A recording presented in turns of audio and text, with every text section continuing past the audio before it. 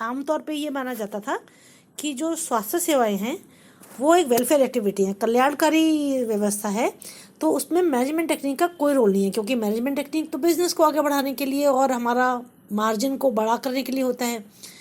लेकिन अब ये माना गया है, देखा गया है कि कोई भी हेल्थ सर्विस, चाहे वो सरकार द्वारा दी जाती हो या कोई प्राइवेट क्लिनिक चला रहा हो या किसी का अपना हॉस्पिटल हो, इन सर्विस में भी एफिशिएंट मैनेजमेंट हो सकता है अगर हेल्थ केयर में हम मॉडर्न मैनेजमेंट टेक्निक यूज़ करें एक अलग तरीके से।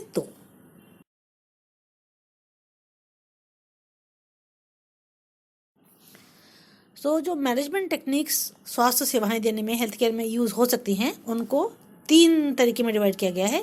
पहली है क्वालिटेटिव, इनको कहते हैं बिहेवियरल साइंस पे बेस्ड है, मतलब किसी ऑर्गेनाइजेशन में लोग जो काम करते हैं उनको कैसे मोटिवेटेड रखा जाए, उनसे कैसे बेहतर काम करवाया जाए और उनको भी खुश रखा जाए, इनको कहते हैं क्वालिटेटिव ऑर्गेनाइजेशनल बिहेवियर टेक्निक्स। ये वाली हैं और ये हम ऑलरेडी पार्ट 1 लेक्चर में कवर कर चुके हैं। दूसरी तरह की है क्वांटिटेटिवली, मतलब इकोनॉमिक बेस्ड है। ये है cost benefit analysis, cost effective analysis, cost accounting, input output analysis.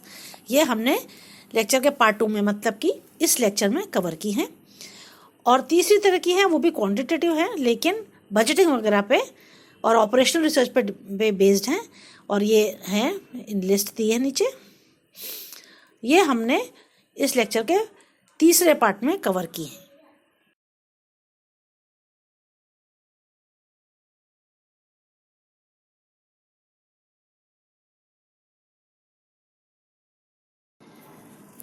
Cost benefit analysis मतलब लागत और लाभ का कंपैरिजन।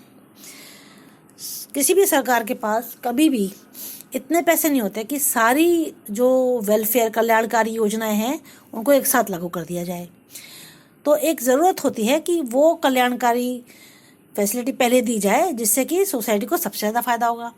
जब इस फ़ायदे को हम पैसे के तराजू में तोलते हैं कि हमने कितने पैसे लगाए और हमें कितना, सोसाइटी को कितना लाभ हुआ, तो हम कहते हैं कि हम कॉस्ट बेनिफिट एनालिसिस कर रहे हैं। जो सबसे लाभकारी योजना निकलेगी वो लगाई जाएगी और दूसरी लाभकारी योजना तब लगाई जाएगी जब और पैसे हाथ में आएंगे या इस योजना को लगाने के बाद पैसे बच जाएंगे। तो इसलिए कॉस्ट बेनिफिट एनालिसिस में जो लागत है वो कैलकुलेट होती है पैसे के टर्म्स में, और जो उससे फ़ायदे होते हैं सोसाइटी को उसको भी पैसे के टर्म्स में कन्वर्ट किया जाता है। कॉस्ट मतलब जो पैसा लगा है और बेनिफिट को मतलब जो पैसा बचा क्योंकि हमने ये योजना लगाई इससे, और जो फ़ायदा हुआ सोसाइटी को पैसे के टर्म्स में उनको ऐड कर दिया जाता है। और फिर ये ध्यान रखा जाता है कि ये फ़ायदे तो बाद में होंगे, तब तो इन्फ्लेशन बढ़ चुकी होगी, लेकिन जब हम ये एनालिसिस कर रहे हैं तब की वैल्यू के हिसाब से कॉस्ट और तभी की वैल्यू के हिसाब से जो फ़ायदे हैं, जो बेनिफिट्स हैं, उनके पैसे लगाए जाते हैं और फिर उनको कंपेयर किया जाता है। एक एग्जांपल है, जैसे कि एक डिस्ट्रिक्ट के कलेक्टर को डिसाइड करना है कि यहाँ पर जो पैसे हैं इससे हम यहाँ की जो घर के अंदर की एयर पोल्यूशन है उसको टैकल करें, क्योंकि इससे बच्चों में निमोनिया होता है काफ़ी, उस पर उसके ट्रीटमेंट पे खर्चा होता है, और या HIV स्क्रीनिंग प्रोग्राम लगाएं। तो दोनों का कॉस्ट बेनिफिट एनालिसिस करना चाहिए जिसमें सोसाइटी को सबसे ज़्यादा पैसा बचेगा और पैसा आएगा पर यूनिट कॉस्ट, उसको पहले लगाया जाएगा। इसको कहते हैं कॉस्ट बेनिफिट एनालिसिस।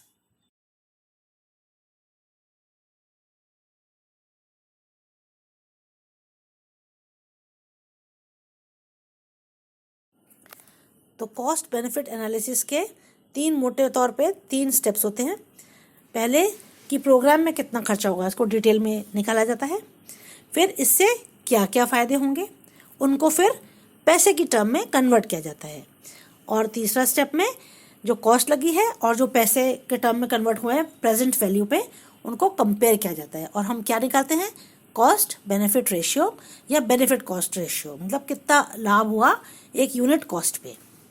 आइडिया ये है कि अगर हम कुछ जो सोशल बेनिफिट्स है कि लोग खुश हैं, लोग इम्प्रेस्ड हैं और लोग हैप्पीनेस इंडेक्स बढ़ गया है, इन सबको छोड़ दें तो भी जो हमने प्रोग्राम इम्प्लीमेंट करेंगे उससे इतना रुपए में फ़ायदा होगा कि वो अपनी कॉस्ट से कुछ गुना ज़्यादा होगा। जैसे कि एग्जांपल, हम आउटकम को कैसे पैसे मॉनेटरी टर्म्स में कन्वर्ट कर सकते हैं। अगर हम एक प्रोग्राम करते हैं जिससे कि हम HIV स्प्रेड होने से रोक रहे हैं, तो हम कैसे उसका आउटकम का पैसा निकालेंगे। हम जोड़ेंगे, अगर जो कोई HIV पॉजिटिव हो जाता है तो उसको जो ट्रीटमेंट में पैसा खर्च होता है वो ऐड किया जाएगा, और जो उसके साल हेल्दी बच गए क्योंकि वो HIV पॉजिटिव नहीं हुआ तो वो काम करेगा देश के लिए, तो जो काम करेगा वो उसके पैसे तो देश को ही मिलेंगे ना, वो पैसे। और ये सब हम जब जोड़ते हैं, हम कंपेयर कर सकते हैं कि इस प्रोग्राम में एक लाइफ बचाने पे कितना खर्चा हुआ। तो ये हम डिटेल में आगे एग्जाम्पल आएगा उसमें बात करेंगे।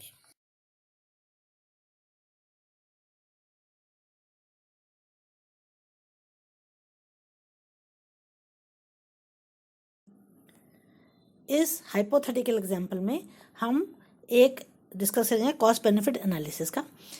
इसमें मैनेजमेंट ये सोच रहा है कि डेवलपिंग कंट्री में इंडोर एयर पोल्यूशन, घर के अंदर की पोल्यूशन कम करने के लिए जो पैसा लगाया जाएगा, क्या वो बराबर फायदा दे।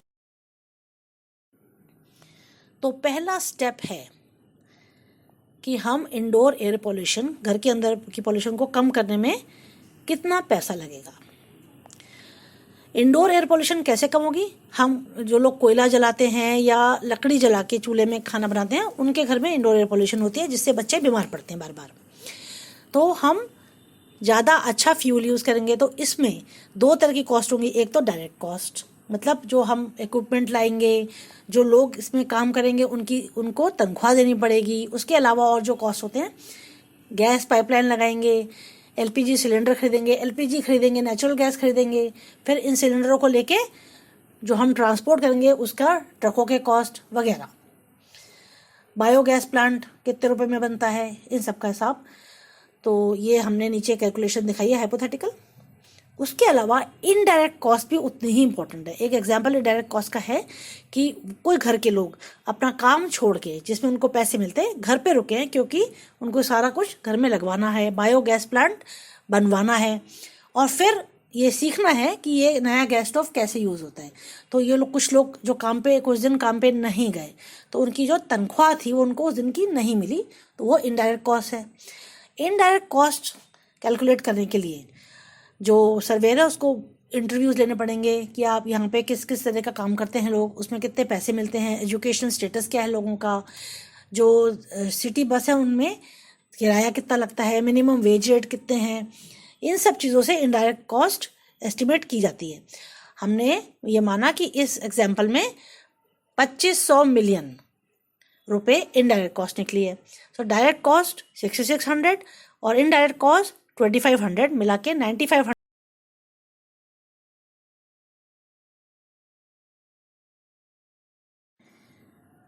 अगला स्टेप है कि हमें कितना पैसा गेन हुआ, कितना बेनिफिट हुआ अगर इंडोर एयर पोल्यूशन कम कर दी जाती है। तो पहला, वे बच्चे जो बीमार पड़ते थे और उनके ट्रीटमेंट पे जो पैसा खर्च होता था, इलाज पे, वो बचता है। वो हम कैसे कैलकुलेट करते हैं?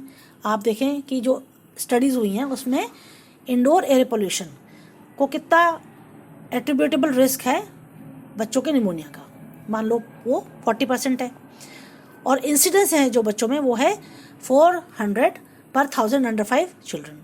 तो इसका 40% मतलब 160 एपिसोड्स पर 1000 अंडर 5 चिल्ड्रन हम कह सकते हैं कि इंडोर एयर पोल्यूशन की वजह से होते थे।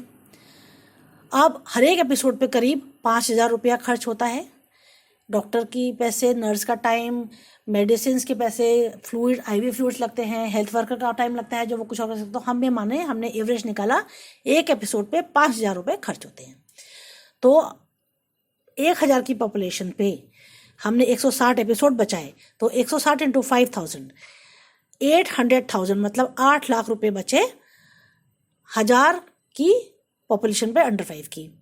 और अगर एक पूरी कंट्री की अंडर 5 पॉपुलेशन 45 मिलियन है तो हमारी सेविंग्स बढ़ के इतनी सारी हो जाती है, that is 460,000 millions is the money. वो मनी बच गया हमारा। फिर जब बच्चों में रेस्पिरेटरी इन्फेक्शन कम होगा तो माँ को ज़्यादा टाइम मिलेगा क्योंकि बच्चों को लेके अस्पताल नहीं दौड़ना पड़ रहा। फिर माँ में खुद भी गला वाला कम खराब होगा तो उसको भी ज़्यादा टाइम मिलेगा काम करने का, बीमार नहीं पड़ी रहेगी।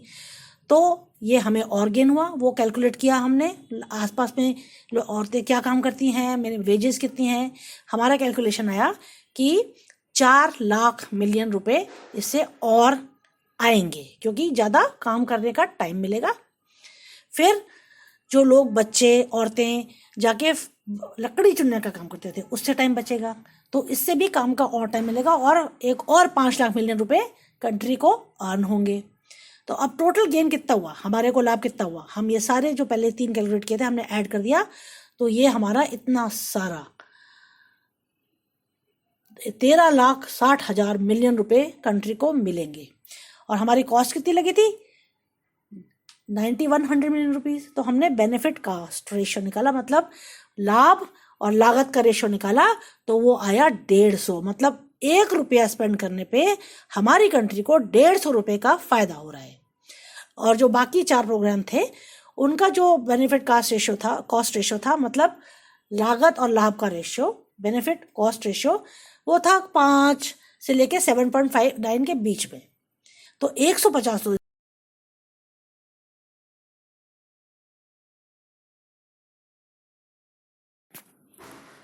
कॉस्ट बेनिफिट एनालिसिस के यूजेस हेल्थ केयर में कहाँ, एक तो अलग अलग योजनाओं को रैंक करने के लिए हर एक की कॉस्ट निकालते हैं, बेनिफिट निकालते हैं, कॉस्ट बेनिफिट रेशियो निकालते हैं, जिसका सबसे ज़्यादा होता है उसको हम फर्स्ट रैंक दे देते हैं।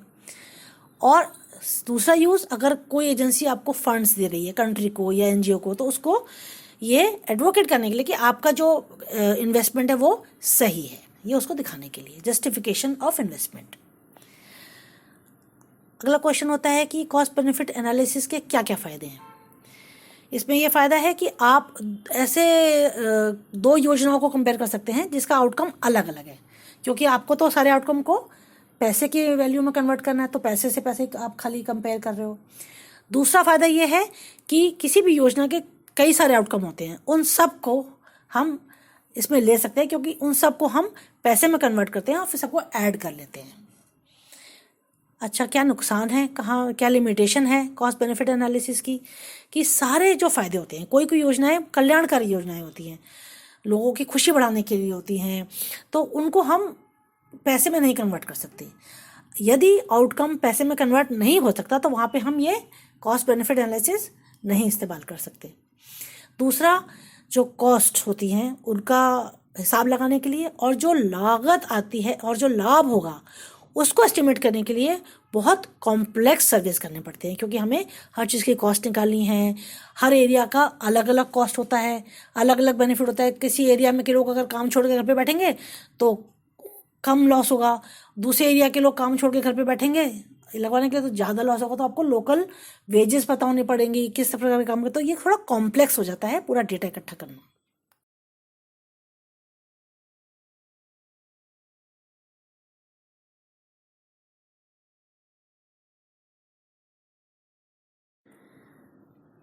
अब बात करते हैं कॉस्ट इफेक्टिव एनालिसिस, कितना लागत और उसका कितना हमें फ़ायदा मिलते हैं। इसमें क्या होता है कि जो फ़ायदा है वो हम पैसे में नहीं तोलते, हम तोलते हैं कि जो हमने करना है वो कितना ज़्यादा होता है पर यूनिट कॉस्ट में। तो ये ज़्यादातर आता है एक बार आपने कॉस्ट बेनिफिट एनालिसिस करके ये डिसाइड कर लिया कि हमें करना क्या है। कॉस्ट इफेक्टिव एनालिसिस आप उस चीज़ को करने में कि जो अलग अलग तरीके हैं उनमें से कौन सा तरीका सबसे इफेक्टिव है, मतलब सबसे कम पैसे लग रहे हैं वही रिजल्ट लाने में। तो इसमें जो आउटकम है वो पैसे में नहीं तोला जाता, बल्कि जो रिजल्ट है, जो हेल्थ यूनिट्स हैं, उसमें तोला जाता है। तो हम कह सकते हैं कि कॉस्ट इफेक्टिव एनालिसिस कई तरीकों में से एक तरीका चूज़ करती है उस रिजल्ट को अचीव करने का जो आप करना चाहते हो। हम पिछले एग्जाम्पल को आगे बढ़ाते हुए कहते हैं कि हमने कॉस्ट बेनिफिट एनालिसिस के बाद ये डिसाइड किया कि इंडोर एयर पोल्यूशन तो कम करना है। अब इंडोर एयर पोल्यूशन कम करने के बड़े सारे तरीके हैं, इनमें से कौन सा तरीका सबसे कम लागत वाला है, या किस तरीके से सबसे ज़्यादा घर में एयर पोल्यूशन कम हो जाएगी, वो वाला तरीका हमें इस्तेमाल करना है। और भी नीचे के लेवल पे हम कॉस्ट इफेक्टिव एनालिसिस लगा सकते हैं। जैसे हमने सब कुछ डिसाइड कर लिया, अब हमें समझ में आ गया कि हमें इस गांव में बायोगैस प्लांट लगाने हैं, तो कौन सा मॉडल बायोगैस प्लांट का सबसे सस्ता पड़ता है और उतना इफेक्टिव होता है, हम वो लगाएंगे। दूसरे एग्जाम्पल्स हैं कॉस्ट इफेक्टिव एनालिसिस के कि 1,000 रुपये में कितने घरों में एयर पोल्यूशन कम होती है, 1,000 रुपये में कितने बच्चे इम्यूनाइज कर सकते हैं अगर हम इस तरीके से बच्चों को बुलाते हैं, या उस तरीके से बच्चों को बुलाते हैं तब कितने आएंगे।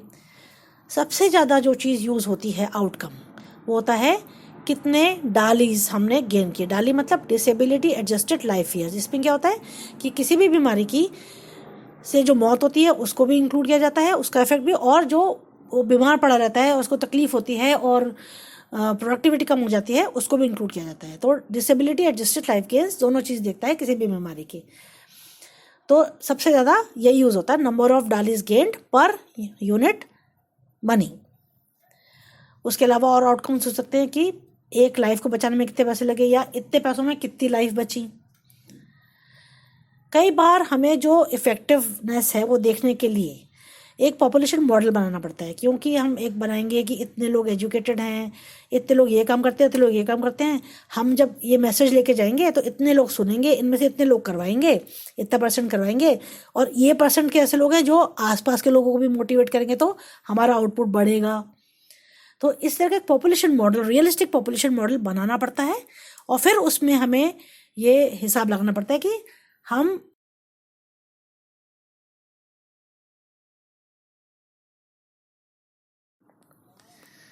इस एग्जाम्पल में, कॉस्ट इफेक्टिव एनालिसिस के एग्जाम्पल में, हम इम्यूनाइजेशन क्लिनिक चलाना चाहते हैं एक दिन, और हम 2 अप्रोच यूज़ करेंगे कि जिससे बच्चे हमारे इम्यूनाइजेशन क्लिनिक में उस दिन आएँ।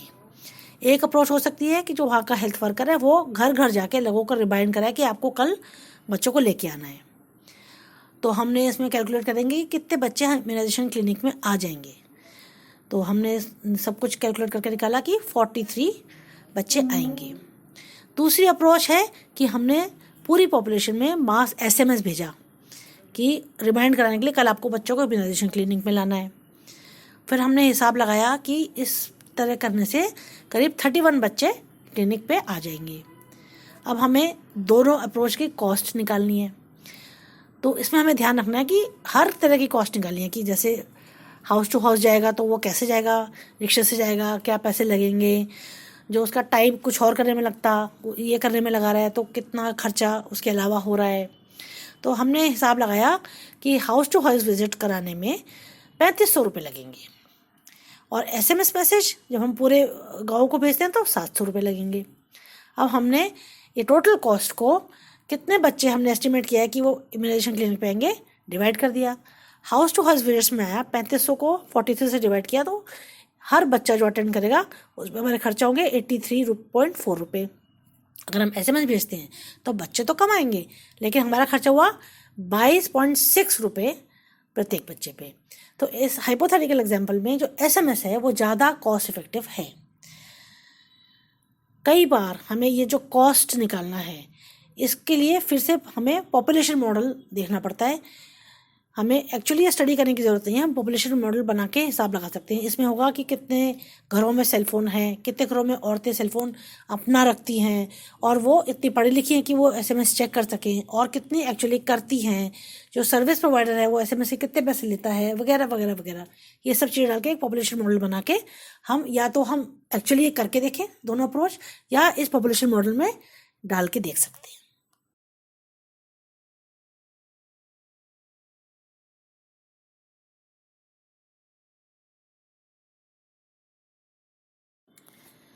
हम पिछले एग्जाम्पल को आगे बढ़ाते हुए देखते हैं। हमने कॉस्ट बेनिफिट एनालिसिस के बाद ये डिसाइड किया था कि इंडोर एयर पोल्यूशन कम करने का तरीका बहुत बेनिफिशियल है।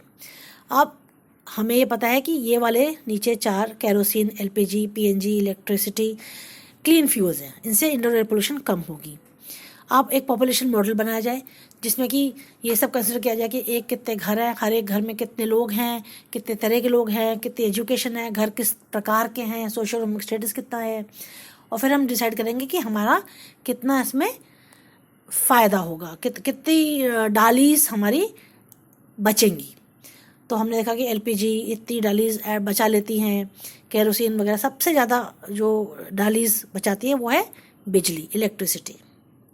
फिर हमने देखा कि जो बायोगैस प्लांट है उसको बनाने में करीबन वही लागत आती है, चाहे वो रूरल एरिया में बनाए या शहरी एरिया में बनाए। पर अगर शहरी एरिया में बनाते हैं तो एक दो तीन जगह ही ऐसी मिली जहाँ पे कैटल थी, जहाँ के बायोगैस बनाने के लिए कुछ था जिससे हम बायोगैस बना सकते थे, बाकी शहर में नहीं थी। पर गांव के एरिया में, रूरल एरियाज में अगर बायोगैस प्लांट पर लगाया जाए तो करीब पूरा गांव, हर एक घर में बायोगैस पहुंचाई जा सकती है।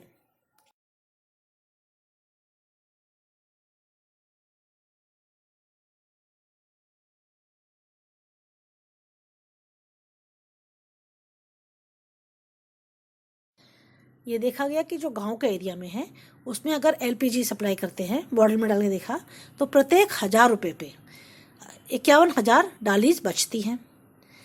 फिर बायोगैस अगर लगाते हैं तो प्रत्येक 1,000 रुपये पे 75,000 डालीज बचती हैं। इलेक्ट्रिसिटी, बिजली, जिससे सबसे ज़्यादा डालीज अगर आइडियल कंडीशन होती तो बचती, ये सिर्फ 100 डालीज बचा पा रही है। क्यों? क्योंकि आपने इलेक्ट्रिसिटी सप्लाई कर तो दी, लेकिन लोग उसको उसकी कॉस्ट की वजह से इस्तेमाल ही नहीं करेंगे खाना बनाने में, वो सिर्फ लाइट जला लेंगे, पंखा चला लेंगे और कुछ नहीं करेंगे। तो आपका किया धरा कुछ निकला नहीं, नतीजा सिर्फ 100 डालीज बची, जबकि सबसे साफ यही फ्यूल है। फिर शहरी एरियाज में कैलकुलेट किया गया कि एलपीजी और गैस पाइपलाइन डालने में प्रत्येक 1,000 रुपये जो लगेंगे उस पर करीब 91,000 डालीज ऐड होंगी। बायोगैस अगर लगाओगे तो प्रत्येक 1,000 रुपये पे सिर्फ 15,000, क्योंकि बहुत ज़्यादा हाउस होल्ड ही नहीं जो बायोगैस इस्तेमाल कर पाएंगे या बना भी पाएंगे। आप प्लांट लगा के छोड़ दोगे, बनेगी ही नहीं।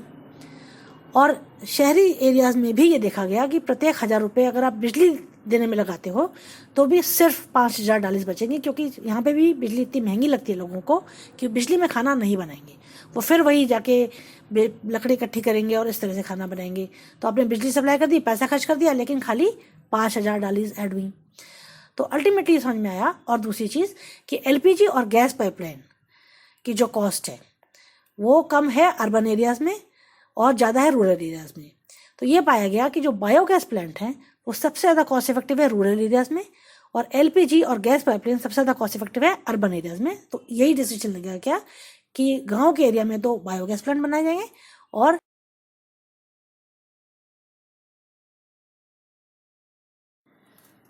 क्या यूजेस हैं कॉस्ट इफेक्टिव एनालिसिस के। पहला, जैसे हमने डिस्कस किया, सिलेक्ट करने के लिए कि सबसे इफेक्टिव इंटरवेंशन कौन सी है। इसमें वो एस्टिमेट किया जाता है कि एक कॉस्ट के लिए हेल्थ गेन सबसे ज़्यादा कौन सी इंटरवेंशन ने किए। दूसरा यूज़ है कि जो ऑलरेडी हमारा प्रोग्राम चल रहा है उसको इवेल्युएशन करने के लिए हम ये देख सकते हैं कि जो इंटरवेंशन हम अभी कर रहे हैं उसकी कॉस्ट इफेक्टिवनेस कितनी है, और एक नई इंटरवेंशन जो आई है उसकी कितनी है, या नई इंटरवेंशन जो उसकी जगह हो सकती है उनकी कितनी है। तो हम ये डिसाइड कर सकते हैं कि जो अभी इंटरवेंशन चल रही है वही रखनी है या ज़्यादा कॉस्ट इफेक्टिव से उसको रिप्लेस करना है। फ़ायदा क्या है कॉस्ट इफेक्टिव एनालिसिस का। ये कॉस्ट बेनिफिट एनालिसिस से ज़्यादा आसान है, क्योंकि इसमें हमें बेनिफिट को मॉनेटरी टर्म में, रुपए में कन्वर्ट नहीं करना है, पैसे में कन्वर्ट नहीं करना है। तो ये ज़्यादा आसानी से इसके रिजल्ट्स मिल सकते हैं। तो आप कैलकुलेट कर सकते हो कि कौन सी इंटरवेंशन के कितने रिजल्ट्स हैं प्रत्येक 1,000 रुपये के लिए। ये इसका फ़ायदा है। लेकिन इसका क्या लिमिटेशन है, क्या नुकसान है कि अगर हमें दो ऐसी इंटरवेंशन कंपेयर करनी है जिनका आउटकम अलग अलग है, जैसे हमने कहा कि इंडोर एयर पोल्यूशन या सर्वाइकल कैंसर की स्क्रीनिंग, तो हम इनको कंपैरिजन कर ही नहीं सकते। तो ये इसकी लिमिटेशन है। ये टेबल दर्शाता है कॉस्ट बेनिफिट और कॉस्ट इफेक्टिव एनालिसिस के डिफरेंसेस को। ये क्वेश्चन कई बार आता है। तो क्या आउटकम निकलता है कॉस्ट बेनिफिट एनालिसिस में, कितना लाभ हुआ, मनी गेन्ड, सारे आउटकम को मनी में कन्वर्ट करके आप रेशो निकालते हो। जबकि कॉस्ट इफेक्टिव एनालिसिस में आउटकम क्या होती है, हेल्थ यूनिट्स। क्या अल्टीमेटली कैलकुलेट करते हैं कॉस्ट बेनिफिट एनालिसिस में, कॉस्ट बेनिफिट रेशियो। और कॉस्ट इफेक्टिव एनालिसिस में क्या करते हैं, हेल्थ यूनिट पर cost, number of health units gained पर कॉस्ट। क्या इस्तेमाल है कॉस्ट बेनिफिट एनालिसिस का हेल्थ केयर में, ये एक ऊंचे लेवल पे जहाँ पे आप डिस्कस करते हो कि हेल्थ सेक्टर में कौन सी इंटरवेंशन हम करें और दूसरी बाद में करें। कॉस्ट इफेक्टिव एनालिसिस थोड़े लोअर लेवल पे और काफ़ी लोअर लेवल पे भी इस्तेमाल होता है, जहाँ पे आप ये डिसाइड करते हो कि जो हमारा रिजल्ट हमें लाना है उसका सबसे सस्ता तरीका कौन सा है, और दूसरा उसका यूज़ है जो एक्टिविटीज़ ऑलरेडी चल रही है प्रोग्राम में उसका इवैल्यूएशन। और क्या क्या डिफरेंसेस है? कॉस्ट बेनिफिट एनालिसिस आप उन प्रोग्राम्स के लिए यूज़ कर सकते हो जिनके अलग अलग आउटकम हैं, यहाँ तक कि अलग अलग सेक्टर भी, जैसे एजुकेशन सेक्टर में पैसा डालें कि हेल्थ सेक्टर में पैसा डालें। जबकि कॉस्ट इफेक्टिव एनालिसिस ऐसे दो प्रोग्राम को कंपेयर नहीं कर सकता जिनके अलग अलग आउटकम्स हैं। कॉस्ट बेनिफिट एनालिसिस उन चीज़ों के लिए नहीं हो सकता जिनका हेल्थ बेनिफिट में हम पैसे में कन्वर्ट नहीं कर सकते। इस कंडीशन में कॉस्ट बेनिफिट एनालिसिस नहीं इस्तेमाल कर सकता, जबकि कॉस्ट इफेक्टिव एनालिसिस इस तरह की कंडीशन में एक ऑप्शन बचता है। कॉस्ट बेनिफिट एनालिसिस करना ज़्यादा मुश्किल है, क्योंकि हर बेनिफिट को ढूंढना, फिर उसके पैसे लगाना, उसकी कीमत लगाना और सबको ऐड करना एक बहुत कॉम्प्लेक्स एक्सरसाइज है। कॉस्ट इफेक्टिव एनालिसिस उस तरह से ज़्यादा आसान है। पॉपुलेशन मॉडल तो इसमें भी बनाना पड़ता है, लेकिन जो हेल्थ बेनिफिट है उनको एज सच काउंट कर लेते हैं, उसको पैसे में नहीं कन्वर्ट करना पड़ता है, इसलिए ये करना ज़्यादा आसान है।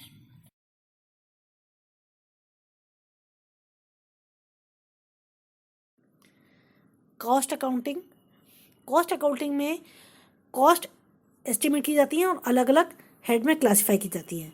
तो अलग अलग कैटेगरी बनाई जाती है, जैसे कि सैलरी, चीज़ों की कॉस्ट, रेडियोलॉजी की कॉस्ट, कैंटीन की कॉस्ट, जो मिलने आते हैं पेशेंट से उनके लिए जो सर्विसेज है उनकी कॉस्ट, रेंट, वाटर, इलेक्ट्रिसिटी का बिल वगैरह।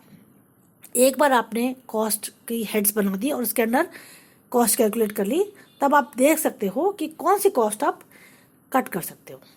जैसे देखा गया कि एक फ्री मेडिकल केयर सारे एम्प्लॉयज़ को देना महंगा पड़ रहा था, तो हॉस्पिटल ने उसको रिप्लेस कर दिया, सबका मेडिकल इंश्योरेंस ले लिया और उनका एनुअल प्रीमियम देना शुरू कर दिया, तो खर्चा काफ़ी कम हो गया। गवर्नमेंट लेवल पे ये देखा कि कुछ स्क्रीनिंग प्रोसीजर पूरे पॉपुलेशन के लिए ज़रूरी नहीं है, तो उनको हाई रिस्क पॉपुलेशन में डाल दिया गया, तो खर्चा काफ़ी कम हो गया और जो रिजल्ट है वो भी ऑलमोस्ट वही रहा। एक प्राइवेट हॉस्पिटल लेवल पे भी ये काफ़ी फ़र्क पड़ता है कॉस्ट अकाउंटिंग से, क्योंकि वो ये आइडेंटिफाई कर सकते हैं कि सबसे ज़्यादा कॉस्ट कहाँ आ रही है, क्या वहाँ पे कुछ किया जा सकता है। एक एग्जांपल है कि एक हॉस्पिटल ने जब अपना कॉस्ट अकाउंटिंग की तो पता लगा कि सबसे ज़्यादा नुकसान हो रहा था उनको, जो रीइम्बर्समेंट अलग अलग एजेंसी से आते थे वो बहुत कम रेट पे थे, पुराने रेट ही चले आ रहे थे। अब उन्होंने पुराने कॉन्ट्रैक्ट कैंसिल किया, नए कॉन्ट्रैक्ट साइन किए, उसमें रीइम्बर्समेंट रेट बढ़ाया, जस्टिफाई किया कि हमारा ये इतना कॉस्ट है, तो नए रेट पे नए कॉन्ट्रैक्ट साइन हुए और उनकी इनकम बढ़ गई। तो अब है क्वेश्चन कि कॉस्ट अकाउंटिंग के हेल्थ केयर में क्या क्या यूजेस हैं। कॉस्ट कंट्रोल हमने ऊपर डिस्कस किया। Planning and allocation of resources, अगर हम प्लान करें हॉस्पिटल तो हम अलग ऐसे कॉस्ट अकाउंटिंग करके और उस हिसाब से प्लान कर सकते हैं। और तीसरा कैलकुलेटिंग कि हमें रीइंबर्समेंट के क्या रेट लेने हैं या सरकार को क्या रेट देने हैं, तो इसके लिए इस्तेमाल होता है।